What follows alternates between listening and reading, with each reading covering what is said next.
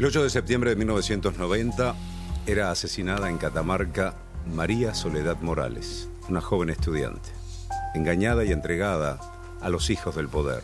La drogaron, la violaron y la asesinaron. Un crimen que fue sinónimo de corrupción política, judicial y policial. Andrea, 25 años de ese crimen.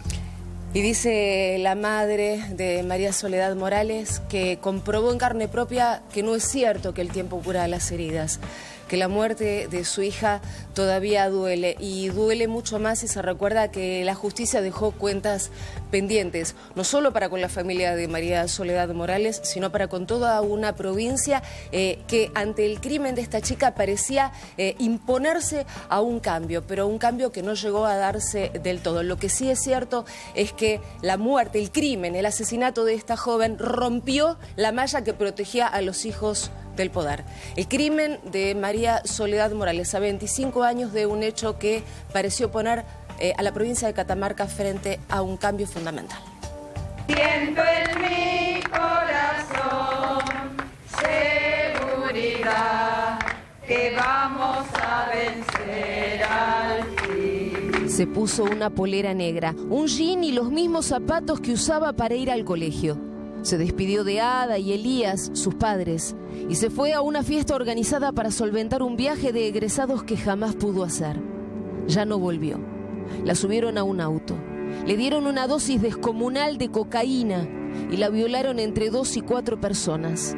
La mutilaron, destrozaron su cráneo con una piedra y taparon su cuerpo menudo con ramas en un chiquero. Porque eso es lo que más queremos, saber quiénes son, quiénes fueron los que la masacraron de esa forma.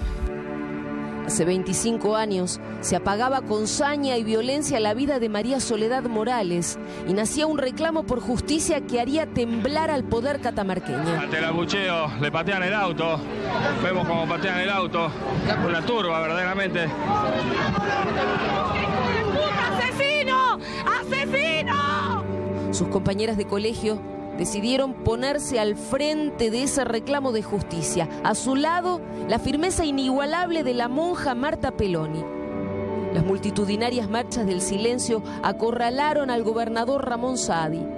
El gobierno de Menem terminó soltándole la mano y decretó la intervención de la provincia. Esa movilización silenciosa rompió la malla que protegía a los hijos del poder. A ellos les habían entregado a María Soledad.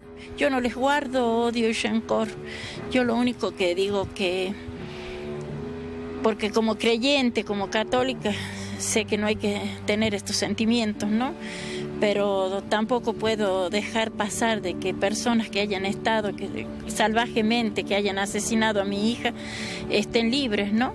O que alguno por lo menos haya tenido un poquito de arrepentimiento alguna vez y me haya golpeado la puerta de mi casa y a venirme a pedir disculpas, ¿no? Jamás lo hicieron. Luis Tula, casado y mucho mayor que ella, el hombre del que María Soledad se había enamorado, resultó ser el entregador.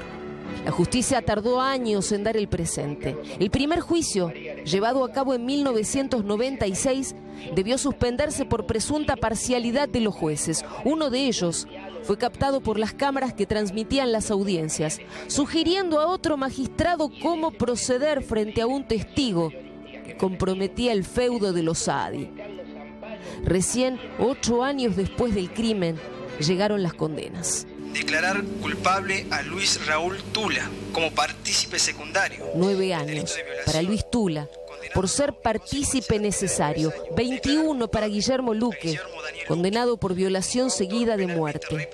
De nada servía la proclamación de su inocencia por parte de su padre, el diputado nacional Ángel Luque, quien en un intento por aclarar oscurecía cuando decía que si su hijo hubiera sido el asesino, el cuerpo de María Soledad nunca se habría encontrado. Condenándolo, en consecuencia, a la pena de 21 años de prisión. Costó muchos años poder luchar contra el encubrimiento, que es la deuda pendiente que tiene el gobierno actual y todos los gobiernos que han estado desde que se derrocó a los Saadi. la familia Morales, ¿no? Y siento en el alma que al sinvergüenza chino bandido de Luque y de Tula, más que todo al Tula, le debieran haber dado por toda la vida, porque ese no es su nombre, es lo último. Gracias a María Soledad, el feudalismo se liberó Catamarca. Así, parecían haberse derribado definitivamente los cimientos del poder absoluto catamarqueño, pero la justicia dejó cuentas pendientes. El proceso definitivo ordenó investigar a 20 testigos por falso testimonio, a otros sospechosos del asesinato y a los policías y políticos acusados de encubrimiento. Pero el proceso nunca prosperó. Tula dejó la cárcel 6 años después, tras cumplir los 2/3 de su condena. Hubo un inocente preso en Catamarca. Y Luque obtuvo la libertad condicional en 2010. No miro el tiempo, miro que se hizo muy mínima la justicia, con dos de los jóvenes entonces, y el resto que eran otros chicos. La sociedad, lamentablemente, de Catamarca, en realidad fueron quienes gobernaban, ¿no? No podemos culpar a toda la sociedad, pero sí una parte de la sociedad que cayó, que sabía. María Soledad soñaba con ser maestra como su mamá, pero su sueño se truncó el 8 de septiembre de 1990, cuando la engañaron, la violaron y la mataron. Su nombre fue sinónimo de esperanza de cambio en una provincia dominada por un gobierno feudal. 25 años después, su madre no se resigna a ver su lugar vacío en la mesa familiar. Yo, como mamá, todos dicen 25 años, ¿quién va a creer? Pero para Ada Morales es como si todo hubiera sido ayer, porque hoy 7, faltan unas horitas más cuando mi hija se despidió, se fue contenta, feliz, y después ya no regresó más. Sí, la trajeron ya en un féretro cerrado, al cual también me impidieron verla. Y bueno, ese dolor, esa herida siempre está, ¿no?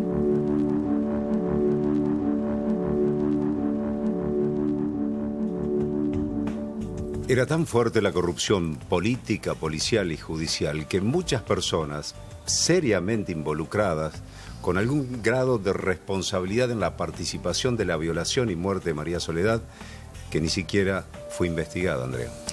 Tan fuerte esa corrupción, Claudio, que hay que recordar que el primer juicio terminó siendo suspendido por presunta parcialidad de los jueces, que se hacían señas entre ellos para ver cómo actuaban frente a algunos testigos con cuyo testimonio justamente ponían frente a las cuerdas al entonces feudo de los Saadi. Y efectivamente hubo otros hombres, como por ejemplo Hugo Hueso Ibáñez o Eduardo el Loco Méndez, amigos íntimos, ¿sí?, de Guillermo Luque, que estuvieron investigados, encarcelados, sospechados de haber participado en esa suerte de fiesta de sexo y drogas en la cual drogaron, violaron y mataron a María Soledad, pero luego fueron desvinculados de la causa. Y así como ellos, también policías y políticos que debieron haber sido investigados por encubrimiento, de acuerdo con el segundo juicio. Es decir,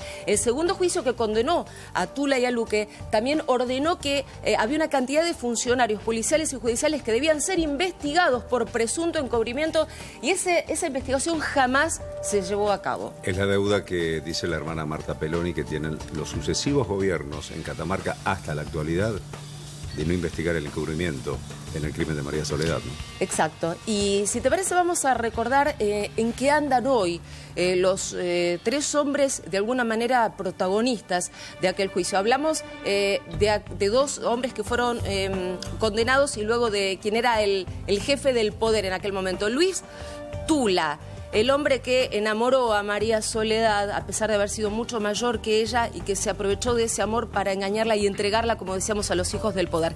Estudió Derecho en la cárcel, pero quedó libre en 2006 y se recibió en 2009. Juró como abogado en la Universidad de La Rioja. Hoy ejerce como abogado penalista, muy bajo perfil, le escapa a los medios de comunicación. Guillermo Luque, 49 años tiene hoy, pasó 14 años preso, pero una jueza cuando le otorgó la libertad condicional dijo que lo hacía porque su comportamiento tras las rejas había sido impecable. Él también estudió Derecho, pero no se recibió y hoy se dedica a los negocios inmobiliarios.